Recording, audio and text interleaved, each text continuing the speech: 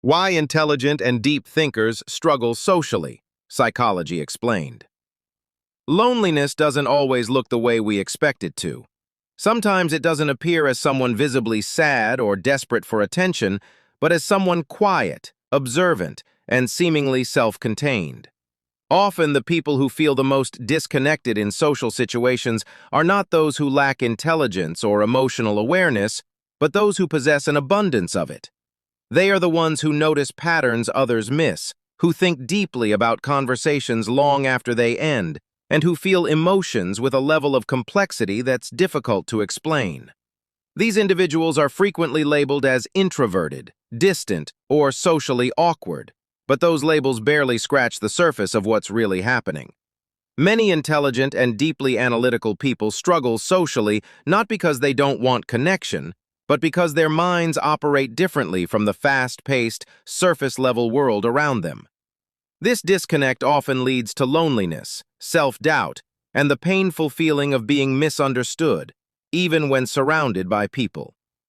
One of the most damaging myths about social struggle is the belief that if you find it hard to connect with others, something must be wrong with you.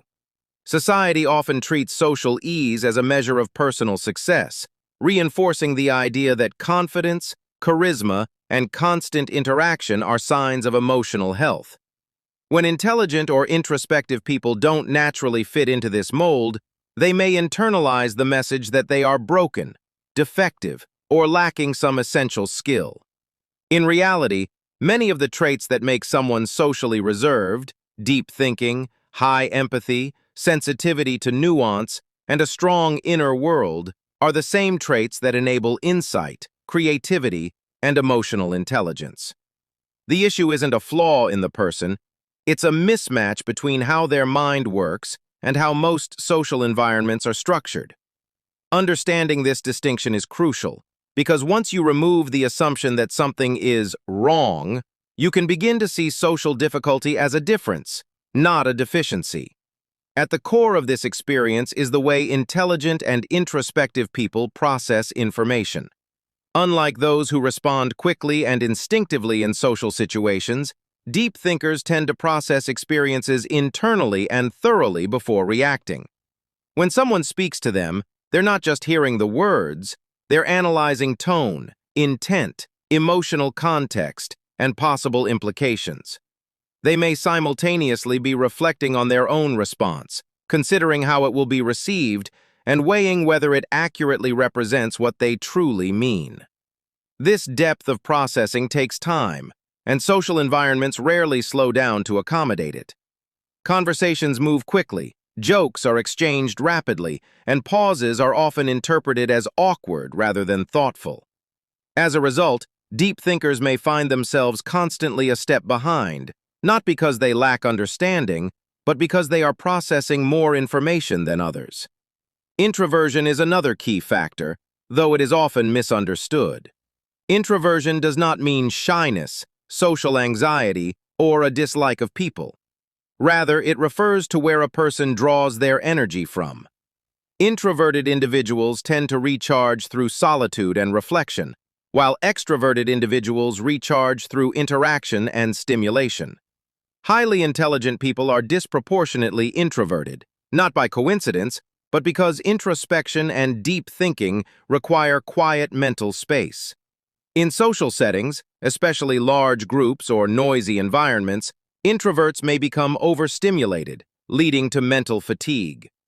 This exhaustion can make socializing feel like work rather than pleasure, causing them to withdraw not out of disinterest, but out of self-preservation. Over time, this pattern can reinforce the idea that social interaction is draining or unrewarding, even though meaningful connection is deeply desired. Empathy adds another layer of complexity. Many deep thinkers are highly empathetic, meaning they are acutely aware of others' emotions and emotional shifts. They can sense discomfort, tension, or insincerity even when it isn't explicitly expressed. While empathy is often praised as a virtue, it can become overwhelming in social settings. Absorbing the emotional states of multiple people at once can lead to emotional overload, making it difficult to relax or be fully present. Instead of enjoying the interaction, The empathetic deep thinker may feel responsible for maintaining harmony, avoiding conflict, or preventing discomfort. This constant emotional monitoring can quickly lead to burnout, reinforcing the desire to retreat into solitude where emotional input is more manageable. Another reason intelligent people struggle socially is their preference for depth over breadth in relationships. While many social systems reward having a wide circle of acquaintances and engaging in frequent casual interactions, deep thinkers tend to value a smaller number of meaningful connections. They are less interested in talking for the sake of talking and more interested in conversations that explore ideas, emotions, and experiences in depth. Small talk, which serves as a social lubricant for many people, can feel pointless or even exhausting to someone who craves substance. When most social interactions remain on the surface, deep thinkers may disengage, not because they don't care about people, but because they feel unfulfilled by the interaction. This selective engagement can be misinterpreted as aloofness or arrogance, further widening the social gap. Real-world examples of this pattern are everywhere. Many writers, scientists, philosophers, engineers, and artists describe feeling socially out of place, despite being deeply curious and emotionally sensitive individuals. Historical figures known for their intelligence and insight were often described as solitary or socially withdrawn. Albert Einstein famously struggled with social norms and small talk, preferring deep conversations and solitary thought. Writers like Franz Kafka and Virginia Woolf expressed profound feelings of isolation despite their deep understanding of human emotion. These examples are not meant to romanticize loneliness, but to illustrate that social struggle is not incompatible with intelligence or emotional depth. In many cases, it is a byproduct of them.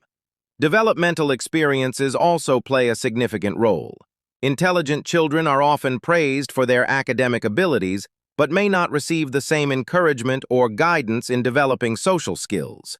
Some spend more time reading, thinking, or engaging in solitary activities than interacting with peers, which can limit opportunities to practice social behaviors.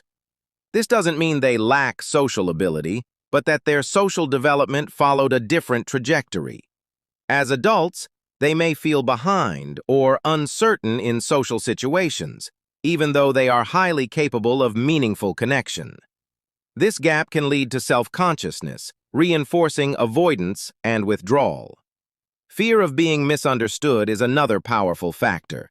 Deep thinkers are acutely aware of how complex their thoughts and emotions are, and they know that not everyone will interpret them accurately.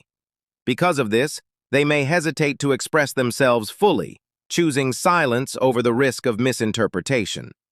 Unfortunately, this silence is often misread as disinterest, coldness, or superiority, when in reality it reflects caution and a desire for authenticity. Over time, repeated experiences of being misunderstood can lead to emotional guardedness, making social connection feel risky rather than rewarding. Despite these challenges, social connection is not out of reach for intelligent and introspective people.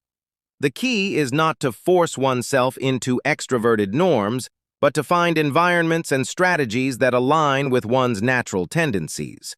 One practical step is to seek out settings that encourage depth, such as small groups, creative communities, academic discussions, or interest-based gatherings. One-on-one interactions are often far more comfortable and fulfilling than large social events. Learning to translate complex thoughts into simpler language can also help bridge the gap between internal depth and external communication.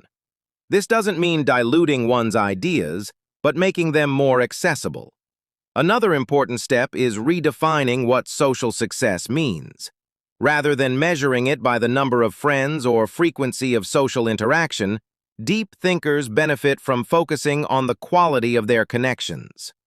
One or two relationships characterized by mutual understanding, emotional safety, and intellectual compatibility can be far more fulfilling than a wide but shallow social network. Practicing self-acceptance is equally crucial. When individuals stop viewing their nature as a problem to be fixed, they reduce the internal pressure that makes social interaction feel tense and performative. Authenticity naturally attracts compatible people. The most important truth to understand is that intelligent and deep thinkers are not broken. Their social struggles are not evidence of failure, but signs of a mind that operates with depth, nuance, and sensitivity. While the world often rewards speed, noise, and surface-level interaction, there will always be people who resonate with depth, thoughtfulness, and quiet presence. Finding those people may take time, but it is always worth the effort. If you are highly analytical or introspective and feel socially disconnected, remember this: you are not alone, you are not defective, and you are not behind in life. You simply experience the world at a deeper frequency, and while not everyone can meet you there, the ones who can will value you profoundly.